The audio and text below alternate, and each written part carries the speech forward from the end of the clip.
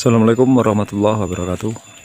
Sobat tani parang dimanapun berada, selamat beraktivitas. Semoga kita selalu dalam keadaan sehat, diberi kelancaran dan juga kemudahan dalam segala aktivitas kita. Amin amin ya rabbal alamin. Kembali lagi di Alfiandi Channel, tentunya masih membahas seputar tanaman porang.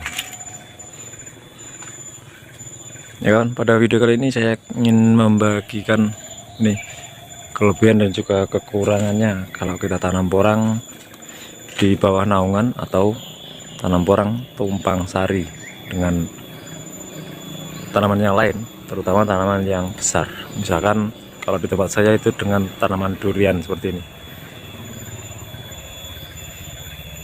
Semua ada plus minusnya, baik di bawah naungan maupun yang di tanpa naungan. Kalau yang di bawah naungan atau di tumpang sari dengan tanaman durian seperti ini hari itu saya salah spekulasi. Saya kira duriannya hari itu tidak jadi karena sudah pernah berbuah sebelumnya. Bulan sebelumnya pernah berbuah, saya kira tidak jadi, keluar bunga lagi, tapi ternyata bisa jadi normal seperti ini. Nah, akhirnya ketika saya tanami porang itu banyak sekali risiko yang saya hadapi. Untuk pertumbuhannya di katak meskipun di bawah naungan itu ya cukup lumayan bagus seperti ini, kataknya juga lumayan besar. Ini belum maksimal untuk pertumbuhan katak, tidak terlalu signifikan perbedaannya dengan yang ada di lahan tanpa naungan.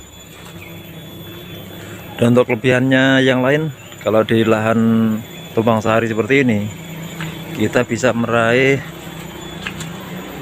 hasil yang lebih. Maksudnya lebih itu ketika tanaman porang kita tidak bisa tumbuh maksimal atau hasilnya tidak semaksimal yang ada di lahan tanpa naungan, tapi kita sudah punya dua komoditi tanaman,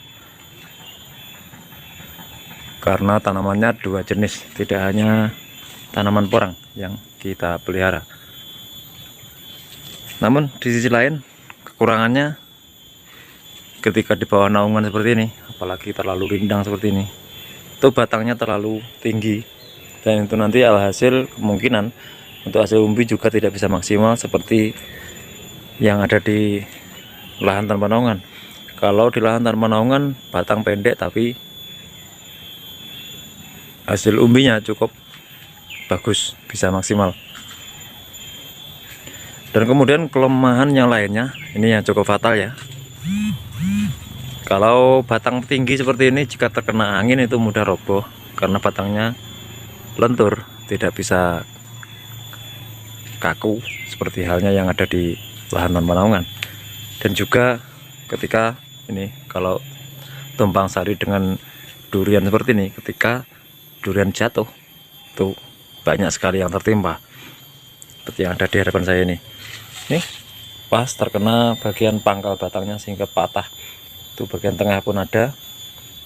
Ini ada beberapa batang yang tertimpa durian, tapi saya rasa ya tidak masalah, hanya beberapa batang saja. Sebagai gantinya kita panen durian seperti ini. Lagipun ini hanya sebagai tanaman sela, daripada tidak saya tanami apa-apa bawah durian ini. Ini akhirnya saya tanami porang untuk menambah omset sedikit. Oh ya, kemudian kelebihan yang lain yang bisa kita peroleh ketika kita tanam secara tumpang sari seperti ini, untuk pemupukan itu tidak mubazir ya. Karena apa? Ketika kita memberikan pupuk pada tanaman porang, itu secara tidak langsung tanaman yang kita tumpang sari, misalkan seperti durian dan juga alpukat seperti ini, itu juga akan ikut mendapatkan nutrisi dari pupuk yang kita berikan. Nah, itu kelebihannya. Tapi kekurangannya pun juga ada seperti yang saya sebutkan di depan tadi. Dan saya rasa ya tidak masalah, itu sudah menjadi risiko kita semua usaha, baik di yang di lahan tanpa naungan maupun yang di bawah naungan itu memang semua ada plus minusnya. Nah, untuk pertimbangannya bisa terpulang sama kawan-kawan semua, terpulang pada diri kita masing-masing. Mau menanam di bawah naungankah atau mau menanam di lahan yang terbuka. Kalau bagi saya ini sekadar memaksimalkan penggunaan lahan dan juga sedikit-sedikit bisa membantu menambah omset kita. Ya, mungkin sedikit berbagi pengalaman dari saya. Mungkin kawan-kawan juga ada yang punya lahan, baik sudah ada tanaman yang lain seperti durian dan juga yang lainnya, bisa di Tumpang Sari. Kalau ada yang lahan yang kosong daripada tidak tertanami, dengan kita tumpang sari dengan tanaman porang seperti ini. Itu yang patah, ujung daunnya pun ada, tapi dia langsung patah begitu.